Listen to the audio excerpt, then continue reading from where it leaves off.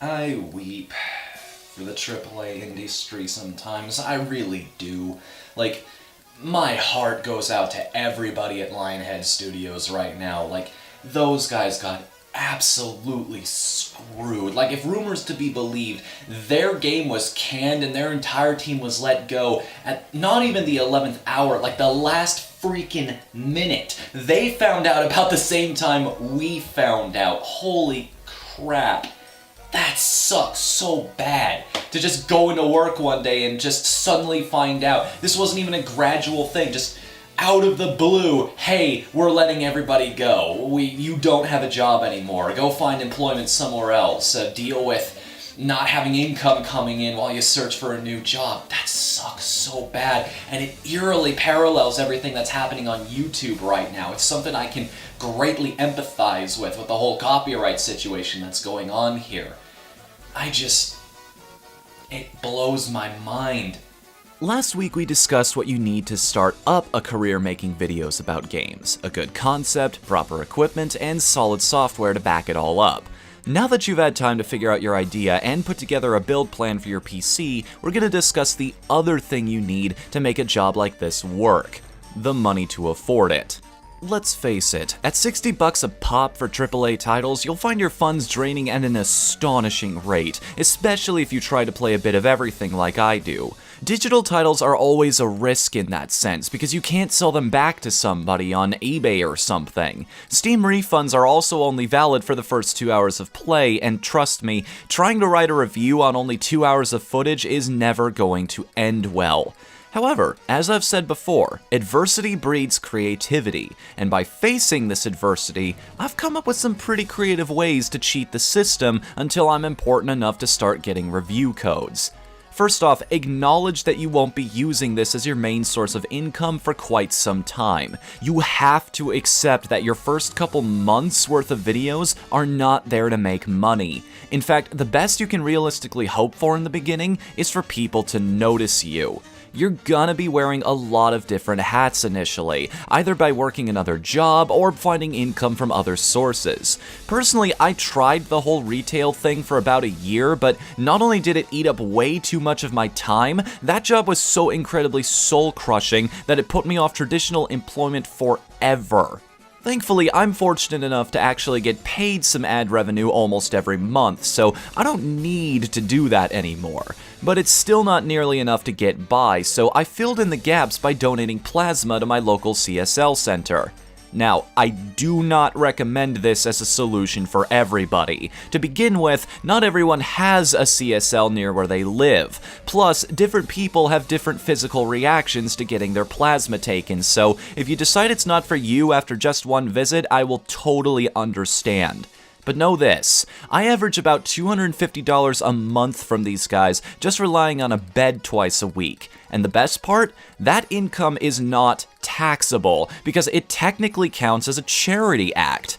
I also use a site called User Testing. What these guys do is basically pay you to record yourself using a website and providing feedback on it. This is a perfect supplementary activity to my normal work because it's basically the same thing Let's Players and reviewers already do. It's great practice for getting more comfortable in front of a microphone and teaching you how to be more natural and flowing. Not to mention it also stretches your analytical skills by making you think about why you like or dislike something and how to express that in the moment as you're experiencing it.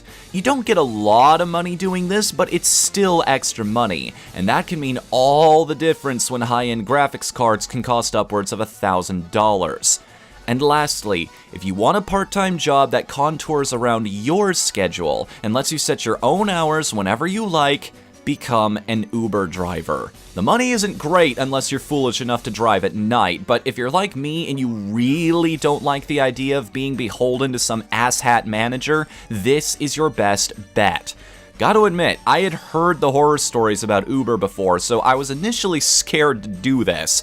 But then I looked closer and noticed that most of the fear came from the fact that apparently Uber's hiring standards are very low. So, as long as you can confirm with yourself that you haven't committed manslaughter or been pulled over for a DUI in your life, I think you'll be good on that front.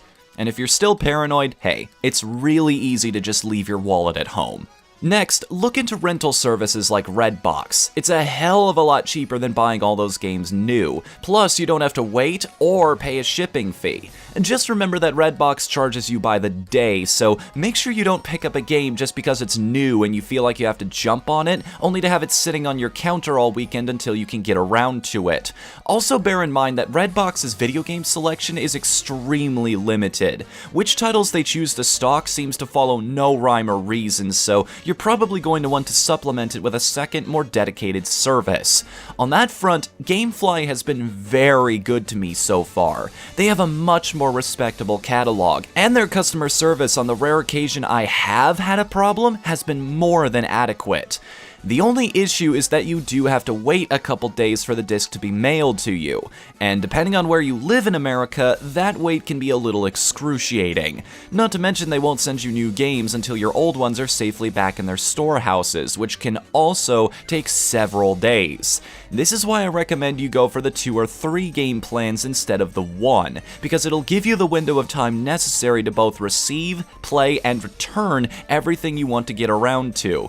But now let's get into the really hardcore strats, the serious cash-saving stunts. You want to know how to make money off of buying games? Hold on to your butts. You're going to hate me for suggesting you do this. You really are, because not only does this method involve getting a rewards card at GameStop, but it also entails you use Bing. I know, it hurts. It feels like you're sleeping with the enemy, but GameStop is the only dedicated retailer in the country with a rewards program this exploitable. To begin with, you can get free rewards points with them just for playing games on Kongregate. By getting their Badge of the Day, you can snag an easy 5 or 15 points every 24 hours. That may not seem like much when a $5 gift card is 5,000 points, but trust me, it adds up. Another site you can abuse to get easy gift cards for GameStop is Bing. Their rewards program gives you points just for using their search engine 50 times a day, which literally takes about 4 minutes. You don't even have to be looking for any real info. Search for whatever random thing comes to mind until your bar fills up.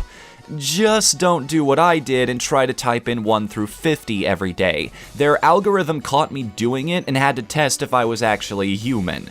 Yes, I acknowledge this sounds tedious, and I'm not gonna lie, it is. But I've done the math, and if you're consistent at it and reach gold status, you can snag a free GameStop gift card through Bing every 18 days. That's insane. Using this method, I managed to get my copy of Splatoon for $35 the day it came out, and I'm currently set to snag Pokken Tournament for $20. Completely legally, I might add. And the best part? That purchase also feeds back into GameStop's own rewards program, speeding you towards even more gift cards. But don't think the financial magic stops there. Not for a second.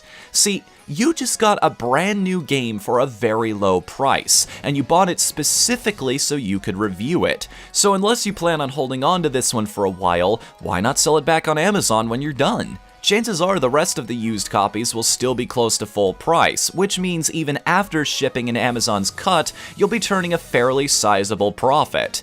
Speaking of Amazon, currently, Amazon Prime offers you a 20% discount off all brand new games. Every single one. Add that to the free 2-day shipping and the fact that Bing also offers Amazon gift cards as well, and in some aspects, this might be an even better option for you if you can stomach the initial entry fee. Even if you're not making back what you paid on those games when you sell them yourself, hey, it's better than nothing, right? And let me tell you, having to pay only 4/5 of the price everyone else is helps narrow that valley even further.